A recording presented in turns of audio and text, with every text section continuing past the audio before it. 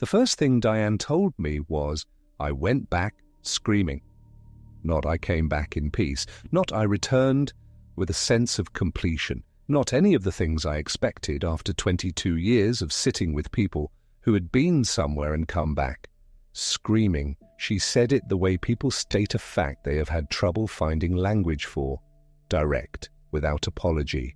As if she had been practicing saying it out loud and was relieved to finally say it to someone who would not immediately reach for a clinical explanation.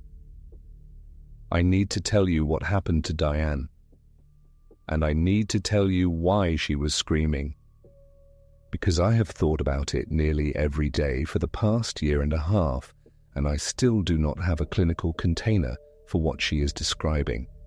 I have the facts. I have the confirmed details. What I don't have is a framework that closes. Diane is 38 years old. She works, or she worked before this, as a physical therapist in Boise, Idaho. She has 4 children, Callum, 11, Sophia, 9, James, 6, and Theo, 3. And she was carrying a 5th.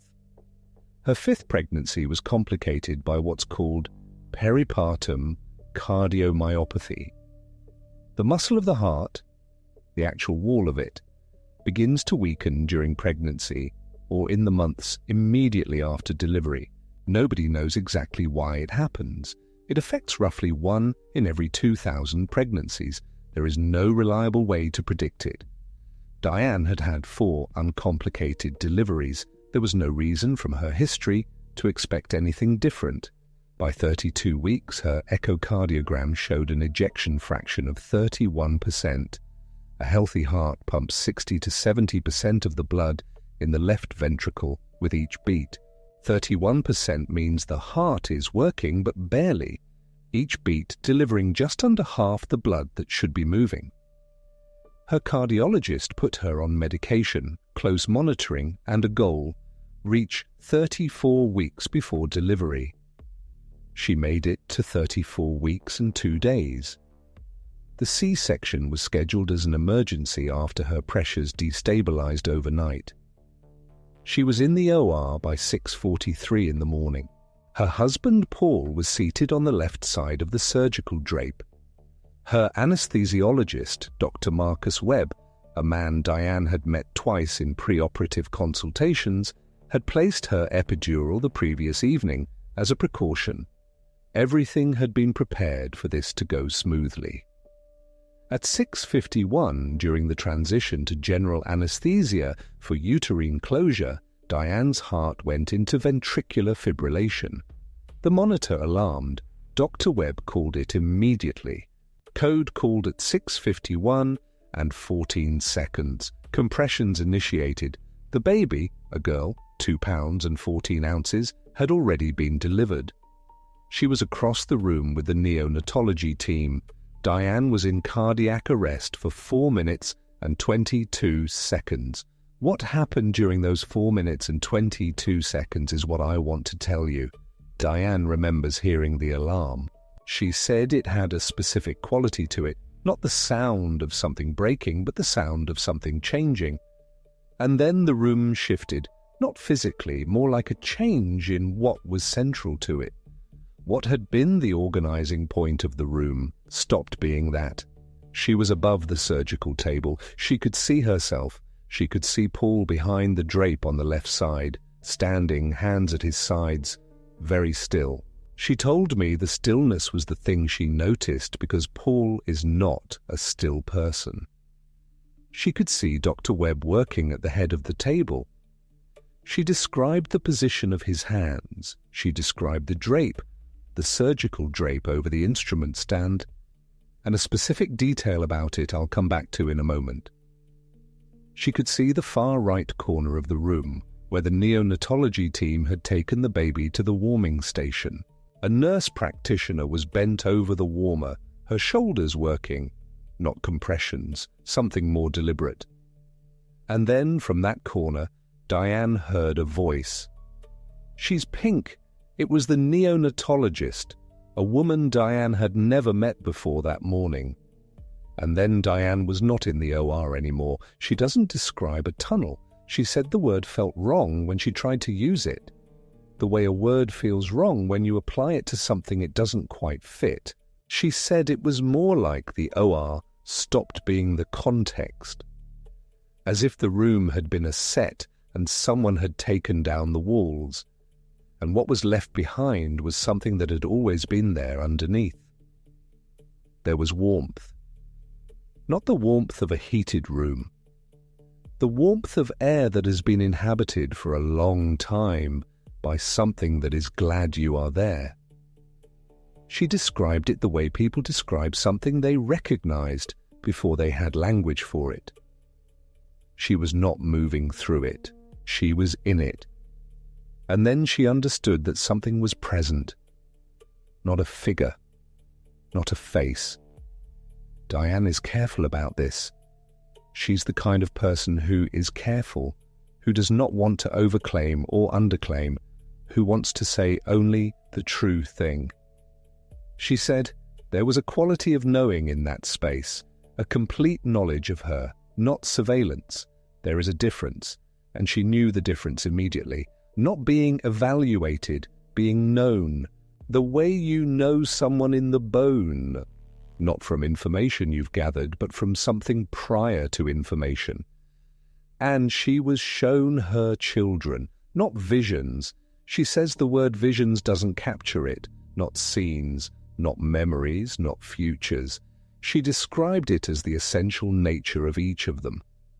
The thing that makes each of her children who they are, not their behaviors, not their habits, not their faces at any particular age, but the unreducible thing underneath all of that, the specific shape of who each one is, Callum, Sophia, James, Theo. Not one by one, simultaneously somehow, which she says makes no sense as language, but was the clearest thing she has ever experienced. And then came the question. She didn't hear it as words.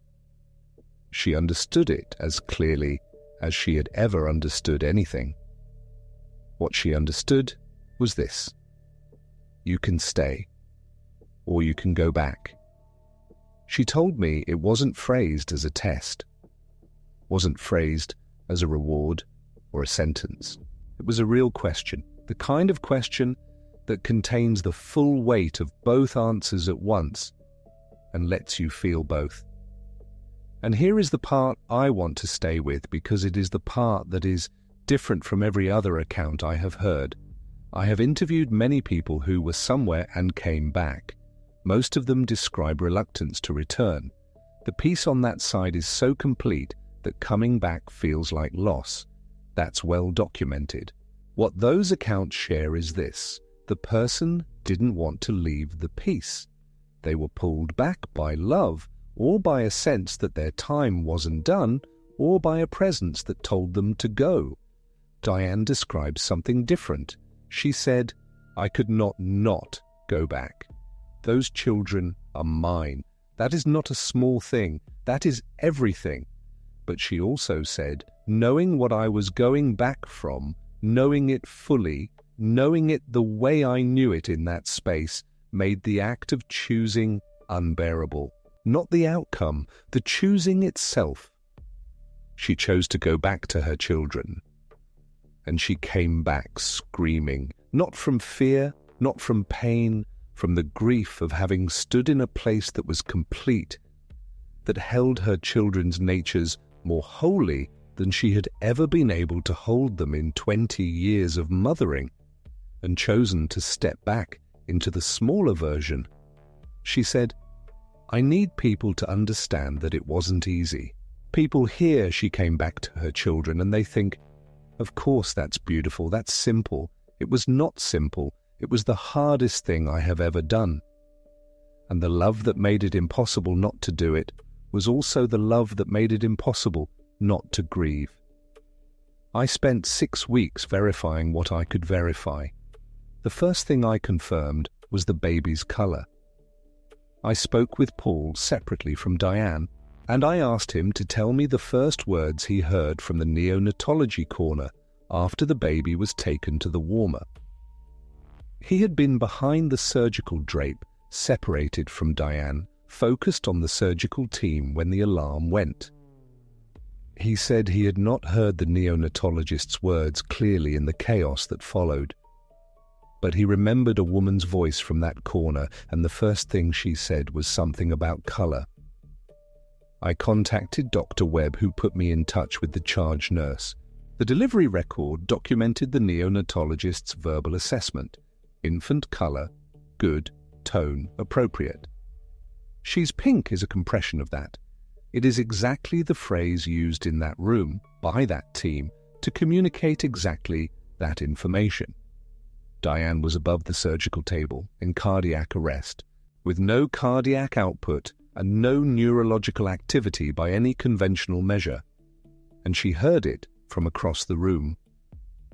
The second thing I confirmed was the drape. Diane described the surgical drape over the instrument stand. She said there was a small tear in the upper left corner, a thin horizontal cut about 2 inches, the kind you might get from a packaging catch or a nail. I asked Dr. Webb about this. He referred me to Renee, the scrub tech on the case. Renee confirmed it immediately. She had noticed the tear before the procedure began. She had considered pulling it and replacing it, but the situation was moving fast, and the tear was not in a position that compromised sterility. She had made a mental note and proceeded. She had not mentioned it to anyone before or after the surgery. Diane had never met Renee. Diane had no way to see the top of that drape stand from her position on the table. Face up, under general anesthesia, with her view blocked by the anesthetic screen. The only vantage point from which that tear would have been visible was from above the table. I've been an ICU nurse for 22 years. I know what brains do under catastrophic physiological stress. I know what they do when blood flow stops and when it returns. Neither process produces accurate, location-specific, confirmed observations of objects the patient has never seen before, from an elevated perspective the patient cannot physically access. I don't have an explanation for the torn drape. I don't have an explanation for she's pink.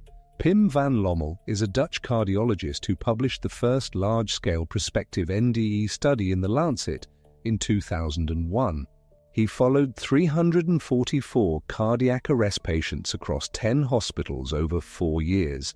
18% reported a near-death experience. He was careful about his conclusions, more careful than most people who cite his work. What he wrote was this: the occurrence of the NDE was not correlated with the duration of cardiac arrest, the degree of hypoxia, or any neurological predictor they measured. The data was inconsistent with the hypothesis that near-death experiences are produced by a brain under physiological stress. He did not claim to know what they were. He said the data excluded several things they had been claimed to be. That distinction matters to me. It mattered to him too. Peter Fenwick, the British neuropsychiatrist who spent decades studying the edges of death, described what he called the choice encounter, a moment reported in a subset of NDEs where the person faces a genuine decision about whether to return. He noted that the cases where return involved grief, where the person described not wanting to leave the space they were in, but choosing to return for a reason that overrode the wanting, tended to produce the most profound and lasting transformations. Not the peaceful returns, the anguished ones. Jeffrey Long, who runs the Near-Death Experience Research Foundation and has documented over 5,000 accounts, found that in maternal NDEs specifically, women with young children, the pull of children was the most frequently reported factor in the decision to return. Not a purpose not yet fulfilled, not a task left undone. The children. But what Diane describes is not being pulled. She was not summoned back. She stood in a space where she could feel both sides of the choice completely, and she chose. and choosing, with full awareness of what she was choosing toward and what she was choosing away from, was its own specific grief. I had not, until Diane, heard anyone describe the return as an act of love that felt like mourning. Let me tell you something about the parking lot. About a year after my own surgery, after I spent 6 months reading papers that tried to explain away what I had experienced, and another 6 months finding cases that my frameworks could not account for, I had started doing this work, talking to people, tracing the details, building a record that sat somewhere between medicine and something I didn't yet have a name for. I spent a lot of those months carrying something alone. My husband tried to understand, and he is a genuinely good man who loves me and who processes things with words and sequence and cause and effect. What I was carrying didn't have sequence, it had weight. People talk about post-NDE isolation as not being believed. That's part of it, but it's not the whole of it. The deeper part is this: there are things that come back with you that don't fit inside the containers of ordinary life. The containers of a normal Tuesday, the containers of a conversation over dinner, the containers of a marriage where the other person is trying very hard and still cannot enter the room where you are. Diane called me on a Tuesday morning, about 3 months after we had first spoken. She said, "I just wanted to tell someone who would understand." We talked for 40 minutes. At the end, she said, "I don't tell most people the screaming part. When I say I came back screaming, they hear something went wrong. They hear distress or trauma or a bad experience. It's the opposite. It means I knew exactly what I was coming back to.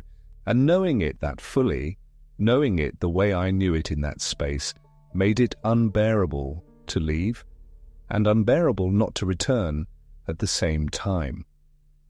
After I hung up the phone, I sat in the parking lot of the medical complex for a long time. I wasn't sad. That's the thing I want to be precise about. I was not sad. I was holding something that was too complete to fit inside any container I had available. And for the first time in a long time, that felt less like isolation and more like company, because Diane had given me language for it, not a resolution, a container, and that was enough. If you are carrying fear about what happens at the end, and I know some of you are, I know that's part of why you're here, I want to leave you with what Diane said. She came back knowing, not believing, knowing. In the way she knows which of her children is afraid before they say anything, in the way she knows the sound of her own name.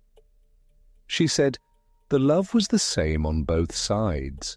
In that space, what she felt for Callum, Sophia, James and Theo was the same thing she feels for them here. Not similar, not a reflection of it. The same. As if the love had never belonged to the body at all. As if the body was just the place where it happened to be most visible. She came back screaming because the love was too large for the choice. And she made it anyway. I don't know what to call what Diane experienced. I am not a theologian, and I've stopped trying to be. What I know is this: she was in cardiac arrest for 4 minutes and 22 seconds. She came back with confirmed details she had no way to access. And she came back knowing something about her children that she says no moment before or after has matched. The love was the same on both sides. I've spent 22 years watching people die. I've spent 6 years since my own surgery trying to understand what that means, and I think Diane is the closest anyone has come to explaining it to me. Not as doctrine, as something she verified with her own hands by choosing.